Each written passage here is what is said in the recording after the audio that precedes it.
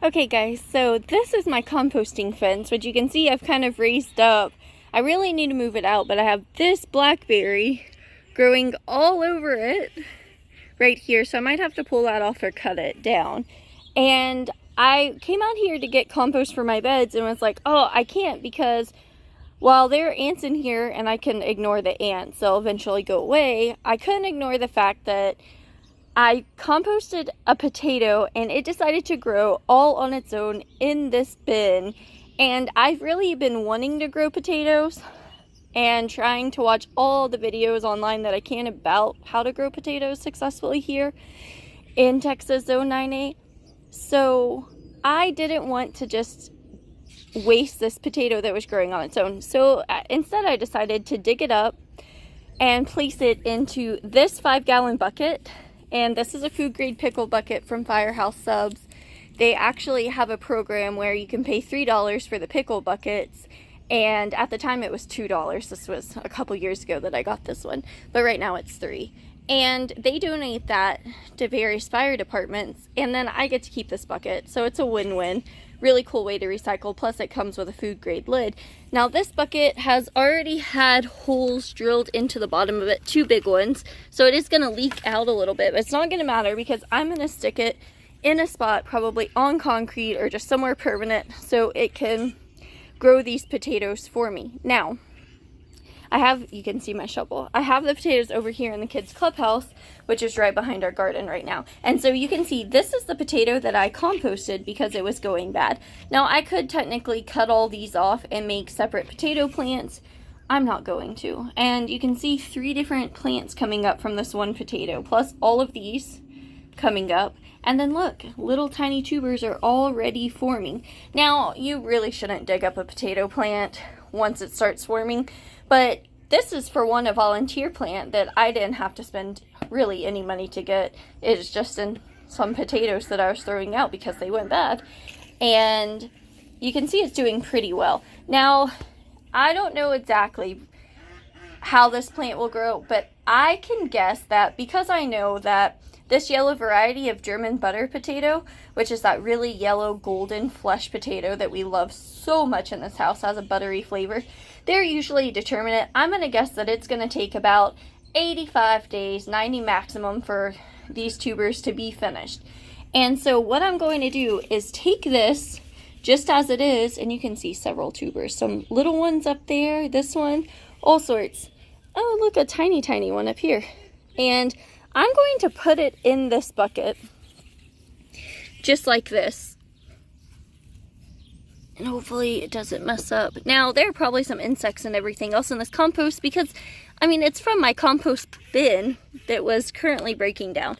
So now that potato's in there, and you can see all of the leaves right here. So my goal here is not to grow potatoes for eating. My goal is that these potatoes grew so well after going through the grocery store and everything else. Now, I highly doubt these are nice, beautiful, organic potatoes. They could be. I don't even remember what kind of potato I bought from the grocery store. I do buy a lot of organic food, so it could have been an organic potato, but if I had to guess, it's probably just one of the regular potatoes that come in the 5-pound bags of German butterball potatoes. Or sometimes I'll buy the Yukon Gold potatoes. Any form of different yellow varieties that I really enjoy the flavor of, and so do our children. So, I can't say exactly what this potato is. I'm going to guess that it's determinate based off of the varieties that I usually buy, and the fact that they're generally determinate. So you can see, unfortunately, this potato already has a little yellowing and everything else because it's growing in my compost bucket where everything's trying to break down. So, wow, look at that. So what I'm going to do is I'm going to take a little more compost out of here and place it on top of these tubers, and then I'm going to actually take some of my garden mix soil, which was mushroom compost that has been allowed to break down over the last 18 months in my garden and has created some really nice soil. And I'm going to place that right over the top, and so what I'm going to do after I get that compost in here is I'm going to fill it up all the way to about this point and no higher. Because once potatoes get about this in their tuber formation stage, you want to kind of hill it up around them. but it's not going to produce any tubers beyond these leaves. So that's where I'm going to fill it up right here. And I'm going to do that just based on the sole fact that I see roots forming here and something similar forming there.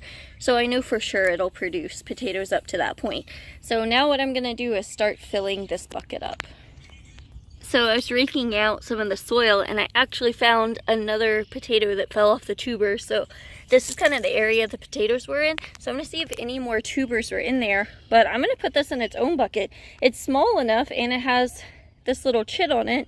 So I'm thinking that it could produce a whole nother potato plant for me. And then all of these potatoes and these various buckets, you have another bucket here I'll drill holes into.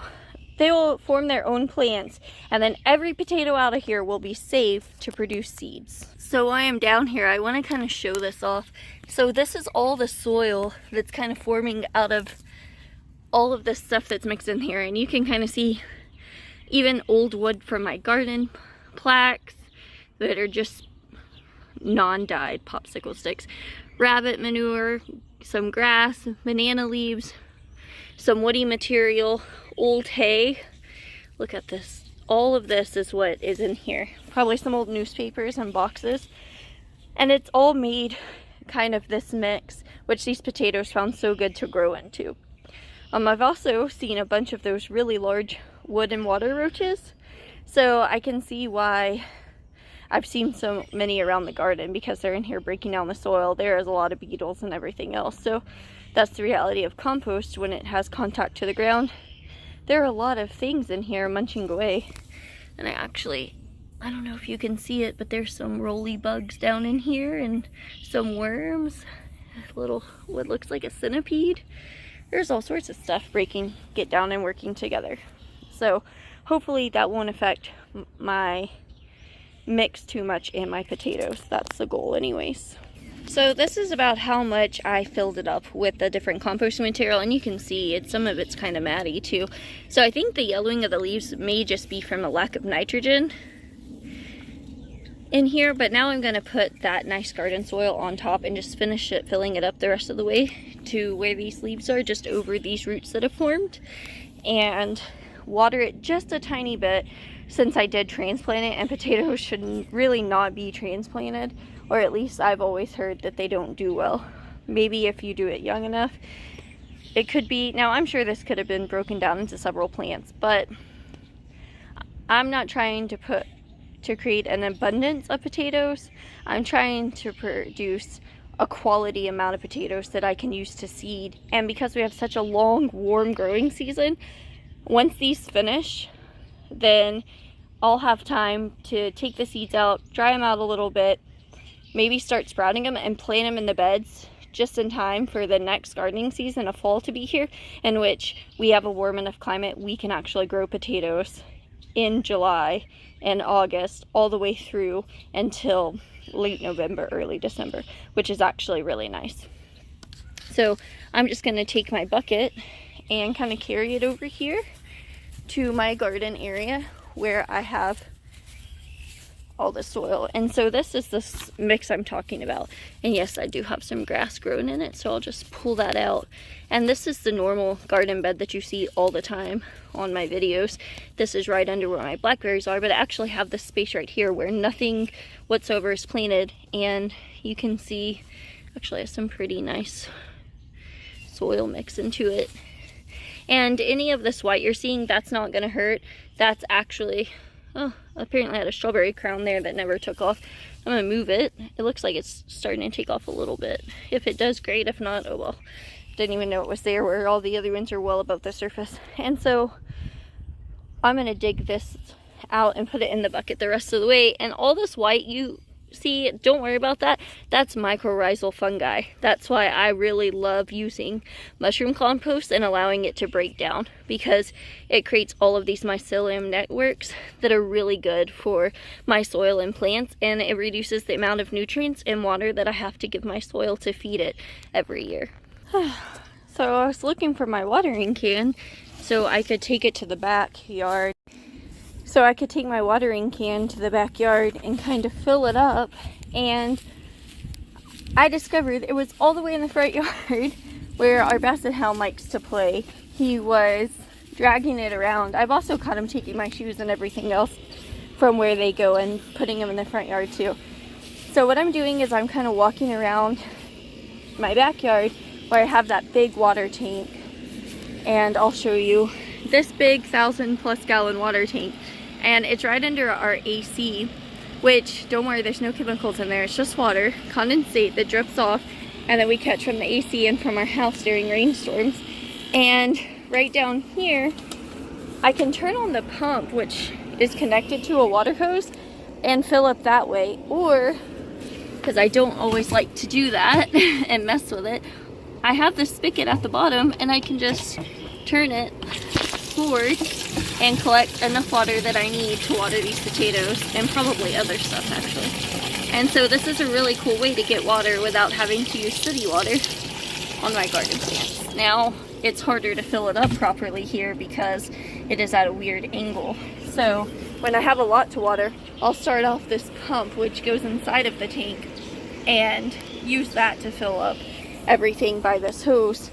The goal is to kind of get a barrel out front that's at least 55 gallons, which I have. I just need to set up so that I don't have to lug this watering can all over the yard. At least that's my plan. So we're back over here, and you see I've kind of used this garden mix to fill it up the rest of the way. Now I'm just going to water it enough.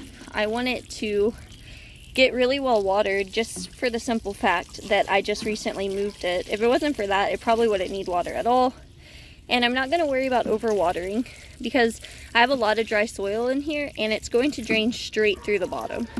So this time I'm just going to water it really good, and then if we don't get rain, I'll water it probably about 1 inch of water a week. But likely as we're going to get rain this time of year. And so it's kind of seeping out these holes in the bottom that are down there. And so I don't have to worry about it getting overwatered. What I want to do now is see it go back upright, because it's kind of sad and droopy, which tells me, for when I just transplanted it, so it definitely needs water. But the leaves are already yellowing and a little droopy, so it needed water anyways, and probably some more nitrogen, because everything breaking down in that compost is kind of taking up what it needs, since it didn't really have contact with good soil. It's just kind of growing in the middle of all that hay and breaking down compost. And I'm actually amazed that it's growing so well with all the insects and just various forms of life in there helping that soil to break down. So this kind of gives you an idea of how kind of, it's not too wet that it's sticking together horribly. That actually is gross. That doesn't need to be in there. And here's some of the mycelium I was talking about from all that wood and stuff breaking down.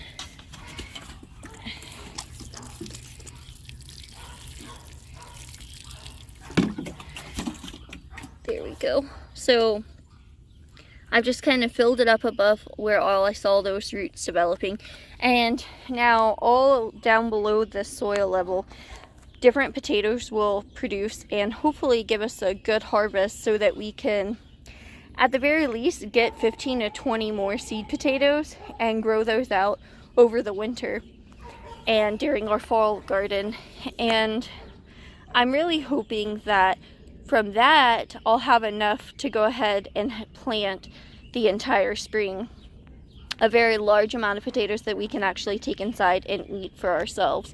So right now my focus is just building up a collection of seed potatoes to continue to save until I can grow enough that I can have seed plus feed my family, and that's really the goal. So this is just a little experiment based off of potatoes that I found that sprouted on their own in my compost bin that I had thrown out. This isn't anything fancy. This definitely isn't a, hey, this is how you should grow potatoes. This is a, hey, this is a really cool project I'm trying for myself to see if it works out.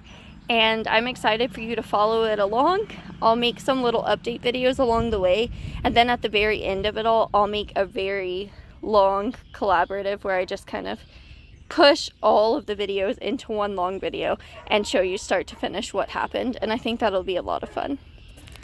So thanks for following along with my little experiment, and I hope at the very least you get some kind of entertainment out of this.